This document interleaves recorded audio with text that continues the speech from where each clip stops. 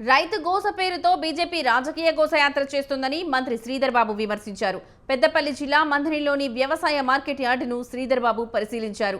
రైతులకు సంబంధించిన ప్రతి వరి గింజను కాంగ్రెస్ ప్రభుత్వం కొనుగోలు చేస్తుందన్నారు. అకాల వర్షాలపై ప్రతిపక్షాలు రాజకీయం చేస్తున్నాయని ఎద్దేవా చేశారు. రైతులు అధైర్యపడవద్దని తడిసిన ప్రతి గింజను కాంగ్రెస్ ప్రభుత్వం కొనుగోలు చేస్తుందన్నారు. కేంద్రం రైతుల పంటకు మద్దతు ధర ప్రకటించి ప్రభుత్వానికి అండగా ఉండాల్సింది పోయి రాజకీయ గోసయాత్రలు చేపడుతుందని శ్రీధర్ బాబు విమర్శించారు. ప్రతిపక్షాలకు చెప్పి వర్షాలు పడుతున్నాయో తెలియదు మాకు, కానీ ఈరోజు అకాల వర్షాలు పడ్డప్పుడు మా బాధ్యత తడిసిన ధాన్యాన్ని తీసుకోవాలి, ఏ రైతుకు అన్యాయం జరగకూడదు ఉండొద్దని ఒక ప్రధానమైన ఆలోచనతో తడిసిన ధాన్యాన్ని కూడా తీసుకుంటామని వారికి ధైర్యాన్ని చెప్పాం.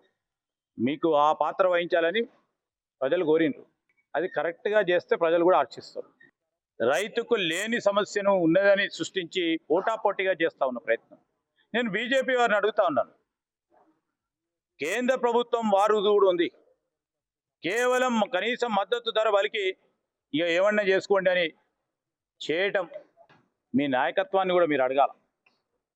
పెద్ద ఎత్తున ముందుకొచ్చి ఈరోజు మన తెలంగాణ రైతు పండించిన పంటకు సంబంధించి ఎక్కువ దిగుబడి వచ్చింది కనుక మేము కూడా ఎక్కువ స్థాయిలో సహకారం అందిస్తామని ప్రభుత్వానికి, ప్రభుత్వ యంత్రాంగానికి చెప్పాల్సిన బాధ్యత బీజేపీ వారి పని. అది మర్చిపోయి